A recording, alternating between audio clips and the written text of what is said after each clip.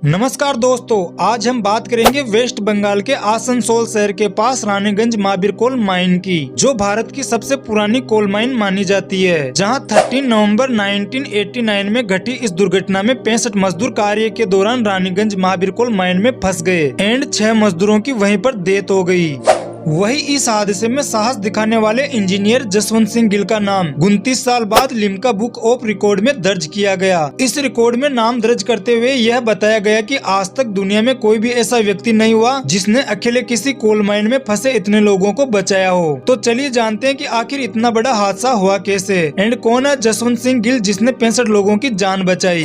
रोजमर्रा की तरह 13 नवंबर की रात में भी रानीगंज महावीर कोल माइन में करीब 232 मजदूर काम कर रहे थे। यह कोल माइन 320 फीट गहरी है। इस कोल माइन को 3 शिफ्टों में डिवाइड किया गया है, जहां एक शिफ्ट 8 घंटे की होती है। जहां इस 320 फीट गहरी कोल माइन में विस्फोट करके कोयला निकाला जाता है, तो किसी भी कोल माइन में से यह कोयला निकालने के लिए ऐसे वर्टिकल शाफ्ट बना दिए जाते हैं और इनमें एलिवेटर्स लगा दी जाती है। इस वर्टिकल शाफ्ट से होते हुए ही मजदूर नीचे जाते हैं और सिम्स के अंदर ब्लास्ट करते हैं एंड कोयला निकालते जाते हैं, फिर ब्लास्ट करते हैं, कोयला निकाल लेते हैं। लेकिन 13 नवंबर 1989 को सुबह 4 बजे के आसपास रानीगंज के महावीर कोल माइन में कोयले से बनी चट्टानों को ब्लास्ट कर तोड़े जाने के दौरान वाटर टेबल की दीवार में क्रैक आ गया और पानी तेजी से इन दरारों में बहने लगा, जिनसे वहां काम कर रहे लोगों में हड़कंप मच गया। जो 161 लोग शाफ्ट के पास काम कर रहे थे वो तो शाफ्ट की मदद से ऊपर जमीन पर आ गए और बच गए। जो 71 लोग नीचे रह गए उनमें से 6 उस बाढ़ की चपेट में आ गए और जान गंवा बैठे।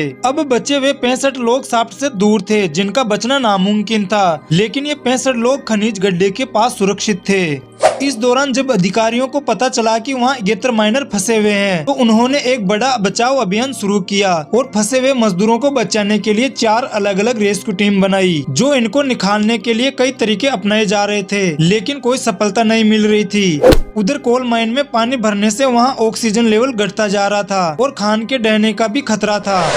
इधर एक रेस्क्यू टीम ने सोल्यूशन निकाला कि पानी बाहर निकालने के लिए सबमर्सिबल पंप की हेल्प लें, लेकिन ये सोल्यूशन काम नहीं आया। दूसरा सोल्यूशन था कि जिस लोकेशन पर मजदूर फंसे हुए हैं वहाँ पर एक नया सॉफ्ट बना दिया जाए, लेकिन उसमें भी करीब 4 महीने लग जाए, तब तक मजदूर मर जाए, क्योंकि उस सॉफ्ट में पानी बहुत ज्यादा भरा हुआ था, जहाँ आना जाना असंभव था। इन टीमों में से एक का नेतृत्व करने वाले जसवंत सिंह गिल, जो कि एक IIT IMS धनबाद से पढ़े हुए रियली टैलेंटेड माइनिंग इंजीनियर थे, जिन्होंने 7 फुट लंबाई और 22 इंच चौड़ाई वाले स्टील कैप्सूल को बनाने और कैप्सूल को खदान में उतारने और बाहर निकालने के लिए एक नया बोरवेल बनाने का आइडिया लाया। क्योंकि जसवंत सिंह गिल राहत एंड बचाव की ट्रेनिंग ले चुके थे, इसलिए वे कई माइन में जा चुके थे। जैसे ही यह बात उन्होंने वहाँ पर रेस्क्यू कर रही टीम को बताई, तो रेस्क्यू टीम ने सरकार को बताया। हालांकि कई लोग और सरकार ने इनका विरोध किया, लेकिन जसवंत सिंह ने किसी की बात को नहीं मानते हुए रेस्क्यू को जारी रखा।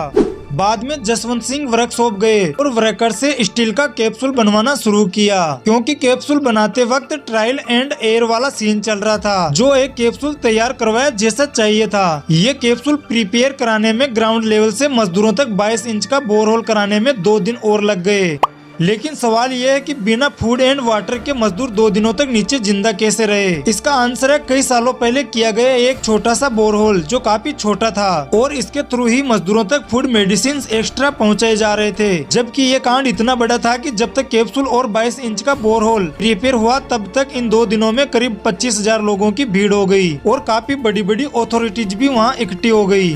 जैसे ही कैप्सूल प्रिपेयर होकर बोरवेल के पास लाया गया, तब वहाँ इकट्ठे हुए अथॉरिटीज के लोगों ने मना कर दिया कि इससे मजदूरों की जान नहीं बचाई जा सकती है। तो जसवंत सिंह ने समझा कि ये कैप्सूल 7 फुट लंबा व 22 इंच चौड़ा है, जिनसे एक आदमी आसानी से बोरहोल में आ जा सकता है। खैर फाइनली सब कुछ रेडी होने के बाद 16 नवम्बर की रात 2:35 पर जसवंत सिंह गिल ने अपनी जान की बाजी लगाकर कैप्सूल के थ्रू नीचे गए, लेकिन उन्होंने सिग्नल देने के लिए साथ में हथौड़ा लेकर गए और कहा कि एक बार हथौड़ा मारने की आवाज आए तो मतलब रुक जाओ, 2 बार हथौड़ा मारने की आवाज आए तो कैप्सूल को नीचे जाने दो, और 3 बार हथौड़ा मारने की आवाज आए तो ऊपर खींच लो। जैसे ही जसवंत सिंह नीचे गए और देखा तो लोग बैठे हुए थे, कुछ लोग डरे हुए थे तो कुछ लोग सदमे में थे।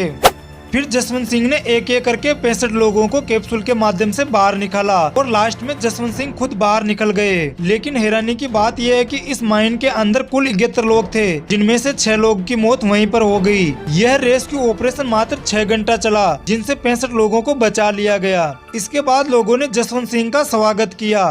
वही जसवंत सिंह गिल, जो 1972 में कोल इंडिया लिमिटेड में एक इंजीनियर के रूप में काम किया एंड 1989 में 65 लोगों की जान बचाने के लिए 2 साल बाद 1991 में जसवंत सिंह को इंडियन गवर्नमेंट की तरफ से प्रेसिडेंट राधा स्वामी वेंकटरमन के हाथों सिविलियन गैलेटरी अवार्ड यानी सर्वोत्तम जीवन रक्षक पदक से सम्मानित किया गया। इसके अलावा भारत में 16 नवंबर को बचाव मिशन की याद में बचाव दिवस के रूप में मनाया जाता है, जो इसी कारण इन्हें कैप्सूल गिल के नाम से भी जाना जाता है। एंड 26 नवंबर 2019 को जसवंत सिंह को दिल का दौरा पड़ने से निधन हो गया। तो ऐसी ही सच्ची घटना को जानने के लिए अभी तक हमारे चैनल को सब्सक्राइब नहीं किया तो चैनल को सब्सक्राइब कर लें। धन्यवाद।